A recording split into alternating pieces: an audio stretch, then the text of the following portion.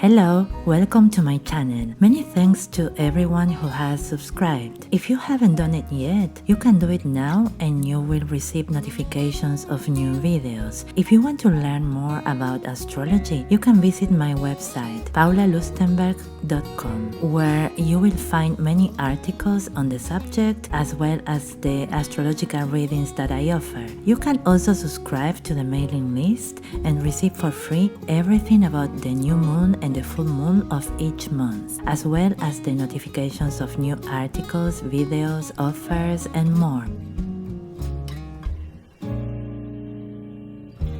Pluto describes the transformation process of essential energy. It transmutes the memories of the unconscious that controls us through compulsions and that are manifested in the area of life or astrological house where it is located. This metamorphosis can be challenging since it implies the recognition of an aspect of our being that shames us or makes us feel guilty. For those of us who were born into the Judeo-Christian culture, we could say that Pluto symbolizes the sin that we want to hide, which is nothing more than a negative interpretation of our instinctual force when it is in its rawest state. The evolutionary path that Pluto describes takes us through our sin to discover the true meaning of its energy. Wherever Pluto is, we find the key to personal power. Going through it can cause stress, but the rewards are worth it.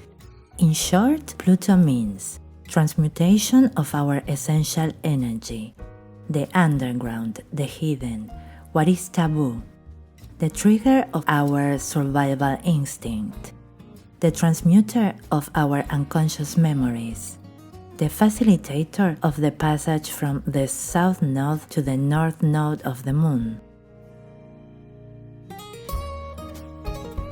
The second house corresponds to the formation of our bodies, our form. In here, we see the manifestation of skills and values stored in our DNA, our innate resources, our approach to material possessions, how we sustain ourselves and our self-worth. With Pluto in the second house, this area of life contains ancestral, or as some astrologers say, almic memories. These memories manifest as instinctive reactions or compulsions that come to the surface every time our survival instinct is activated. In our unconscious exists a deep fear of poverty or starvation.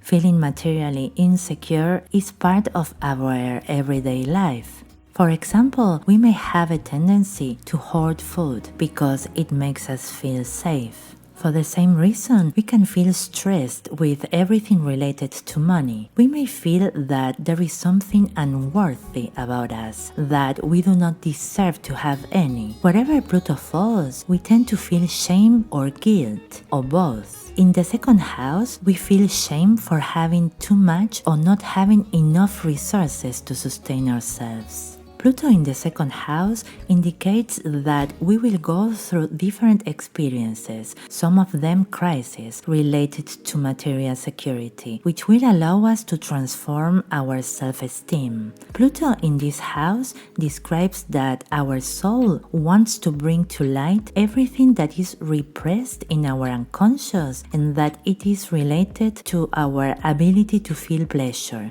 enjoy material comforts, have purchasing power, and be able to sustain ourselves. With this position, we need to become aware through feeling, though not necessarily acting on our instinctual reactions, no matter how taboo they seem. These reactions are part of our atavistic history, and we don't know how or why they manifest as they do in our present life. However, they show us that we have inexhaustible personal resources to survive. We have great self-determination and the power to manifest what we really want. We may need to review our relationship with money because we are capable of generating a good living whenever we allow it. Pluto in the second house indicates that we can feel ashamed or guilty about having personal possessions. With Pluto in this house, we need to see what causes us to have or to be owners. Not only money, but also talent. If having money or talent makes us feel ashamed or guilty, we need to look for the beliefs that are conditioning us and transform them into a healthier version. As we appreciate and own our talents and the personal resources that we innately possess, our self-esteem will be transformed and we will discover the power of personal worth. Questions to ask ourselves. What makes me feel having money? What do I believe about myself that makes me feel unworthy? What are the talents that emerge every time I go through a financial crisis? Answering these questions, making a list of our talents and becoming aware of them, as well as using them in accordance with our personal values, will help us begin to value ourselves in a healthy way. We discover that we have immeasurable capacities to sustain ourselves. We learn what the power of self-worth is, and the compulsive reactions that are born of the fear of not being able to survive start fading away.